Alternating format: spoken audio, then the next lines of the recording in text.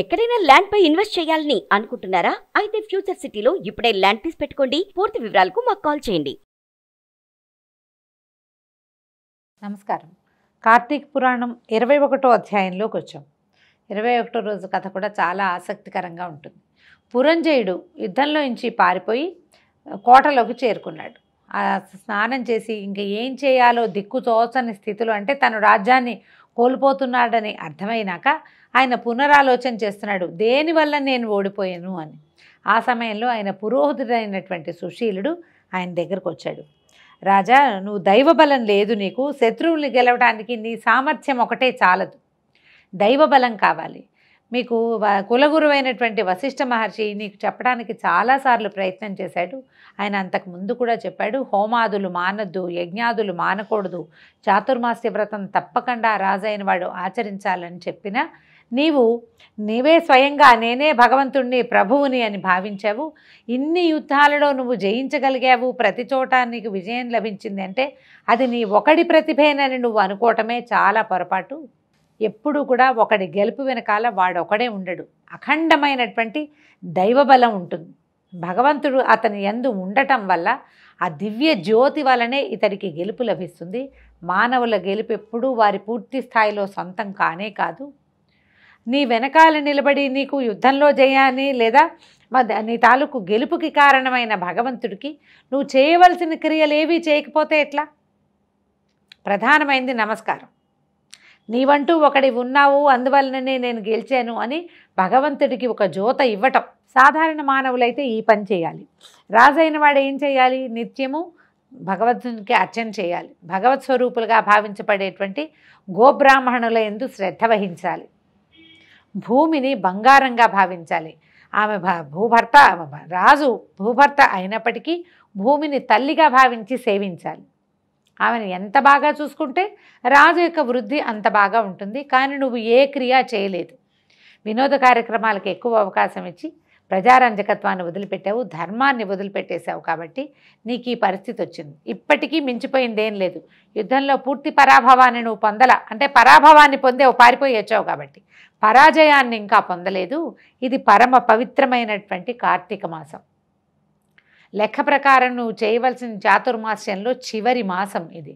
చివరి 15 రోజులు, చివరి 10 రోజులు చాతుర్మాస్య దీక్ష ఎలాగూ ముగిసింది. కనీసం ఈ పవిత్రమైన మాసంలో, అంటే కృతికా నక్షత్రంతో చంద్రుడు కూడి ఉన్నటువంటి ఈ మాసము అత్యంత ఫలప్రదమైనది.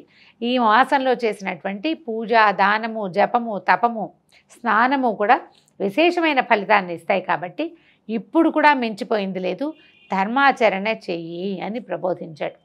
దాంతో అంటే ఏం చేయాలో దిక్కుతోచని స్థితిలో ఉన్నటువంటి పురంజయుడు ఆ సుశీలుడి పౌరోహితుడి పాదాలు పట్టుకున్నాడు. మహానుభావ, నీ వల్ల నాకు జ్ఞానోదయం అయింది. నేను ఏ పొరపాటు చేస్తున్నానో నేను ఇన్నాళ్ళు తెలుసుకోలేదు, ఎవరైనా చెప్పినా నేను వినలేదు. ఇప్పుడు వినవలసిన సమయం వచ్చింది. వశిష్ఠుల వారు ఏది ఉపదేశించారని చెప్తున్నావో అది నాకు ఉపదేశించు, నాకు మార్గోపదేశం చెయ్యి, ఏం చేయమంటావో చెయ్యి అని అడిగేసరికల్లా అప్పుడు ఈయన ఏం చెప్పారంటే, పౌర్ణమి నాడు, అంటే చాతుర్మాస్యం అయిపోయింది, ఏకాదశి పూర్తయిపోయింది, కానీ పౌర్ణమికి దగ్గర ఉందన్నమాట. పరమ పవిత్రమైన కార్తీక పౌర్ణమి కానుక శ్రీహరిని ఆరాధించు. భక్తవరుదుడైన శ్రీహరి ఇష్టకామ్య సిద్ధిని కలిగించి నిన్ను అనుగ్రహిస్తాడు. నీ రాజ్యాన్ని నువ్వు గెలుచుకుని విజయుడివై తిరిగి వస్తావు అని ప్రబోధన చేశాడు. అయితే ఏమైంది? ముందు రోజు సాయంకాలం ఇది జరిగింది. తెల్లవారుసామనంటే 3:30కే నిద్ర లేచినటువంటి పురంజయుడు ఏం చేశాడు? ప్రాతకాలంలోనే ఆ తెల్లవారుజామునే వెళ్ళిపోయి నదీ స్నానాన్ని చేసేసాడు. అయోధ్య నగరానికి దగ్గరలో గంగా నది ఉందని అనిపిస్తుంది. గంగా స్నానం చేశాడు. గంగా స్నానం అనే కథలో చెప్తున్నారు. మరి అయోధ్య దగ్గర ఉన్నది గంగా ఉన్నా కాదా ఈనాటి కాలాన్ని బట్టి మనం ఆలోచించాలి. అయితే అప్పుడు ఆ కాలంలో ఏ నది ఉందో పరివాహకత. అక్కడ నదీ స్నానాన్ని చేసి నది యొక్క తీరంలోనే షోడశోపచారాలతోటి విష్ణువుని సాలగ్రామ స్వరూపంలో అర్చన చేశాడు. పురోహితుడు ఆయన గైడ్ చేశాడనమాట ఏమేం చేయాలని. అక్కడి నుంచి ప్రత్యేకంగా బంగారంతో దీపపు కుందుల్ని తయారు చేయించి దీపాన్ని వెలిగించి సాక్షాత్ సువర్ణ దీప దానాన్ని కూడా స్వయంగా స్వహస్తాలతోటి చేశాడు. అక్కడి నుంచి ఎక్కడైతే తను దీపదానాన్ని చేశాడో అక్కడి మృత్తికని, అక్కడి మట్టిని, ఆ నేల మీద మట్టిని శిరసున సింధూరంగా ధరించాడు. ధరించి షోడశోపచారాలతోటి శ్రీహరికి పూజించాడు. తర్వాత వేద విధులైన బ్రాహ్మణులకు దాన ధర్మాలు చేశాడు. ఎన్నో పుష్పాలతోటి విష్ణువుకి అర్చన చేశాడు.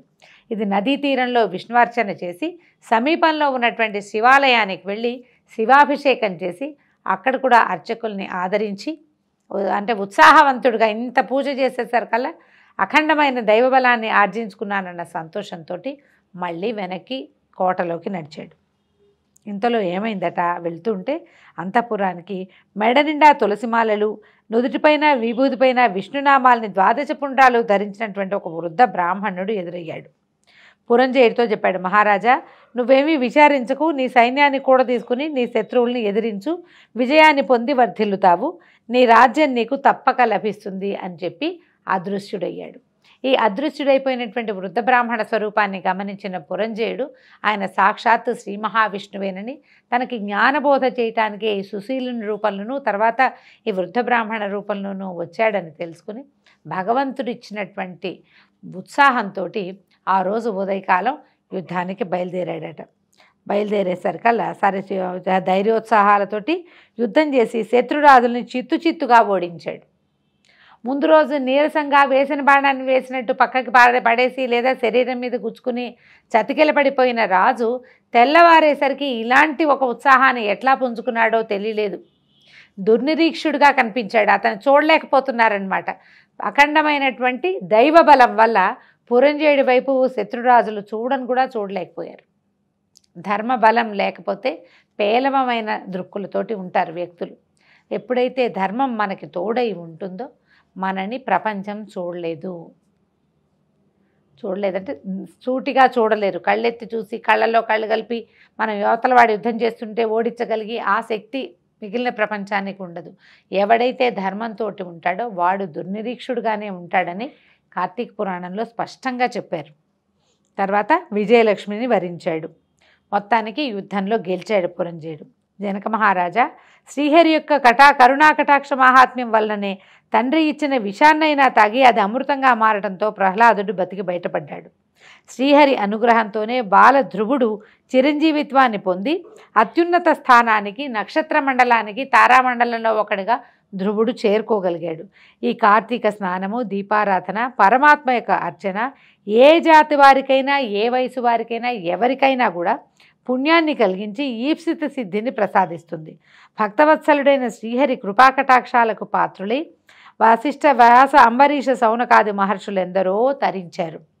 నిరాకారుడు, నిరంజనుడు, నిర్వికల్పుడు, సహస్రభానుతేజుడు, సర్వాంతర్యామి, నిత్యానందుడు అయినటువంటి పరమాత్మ శ్రీమన్నారాయణుడుగా సాకారుడై 14 లోకాలను తన గర్భంలో ఉంచుకొని కాపాడుతున్నాడు. అటువంటి శ్రీమన్నారాయణుని కృపాకటాక్షాది వీక్షణాలు కలగటము, అతని అనుగ్రహానికి పాత్రలం కావటం కంటే గొప్పది మరొకటి లేదని రాజర్షికి బ్రహ్మర్షి వశిష్ఠుడు శ్రీహరి యొక్క కార్తీక మాస మహాత్మ్యాలను పరిపరి విధాలుగా వివరించి అనుగ్రహించాడు. ఈ మాసంలో బిల్వాలతోటి శివుడి అర్చన, తులసితోటి విష్ణువార్చన చాలా విశేషమైనవిగా చెప్తారు. విష్ణువార్చనే చాలా ప్రధానమైనది. ఎందుకంటే ఈయన కార్తీక దామోదరుడు, ఈ మాసానికి అధిదేవత కాబట్టి దామోదర ప్రీత్యర్థం చేసేటువంటి దీపదానము శివుడి కోసం అంటారు. దామోదర ప్రీత్యర్థం చేసేటువంటి సాలగ్రామ దానము, తర్వాత దీపదానము, తులసితోటి శ్రీహరిని అర్చించటము విశేషమైన ఫలితాన్ని లభిస్తుంది. తులసి మొక్కని ఎవరికైనా దానంగా ఇవ్వటం, తాంబూలంగా ఇవ్వటం కూడా పనిచేస్తుందండి. అయితే మన ఇంట్లో తులసి మొక్కలు పీకి ఇవ్వకూడదని చెప్తారు. తులసి యొక్క విత్తనాలు ముందుగా మన దగ్గర ఉంచుకున్నవి విత్తనాన్ని కూడా ఇవ్వచ్చు. తులసి విత్తనాలు కలిపెట్టినటువంటి మట్టిని కూడా మనం దానంగా ఇవ్వచ్చు. అది చాలా విశేషమైన ఫలితాన్ని ఇస్తుందని చెప్తారు. దీంతో 21వ అధ్యాయం పూర్తయింది. రేపు ఉదయం మళ్ళీ 22వ అధ్యాయంతో కలుసుకుందాం. నమస్కారం.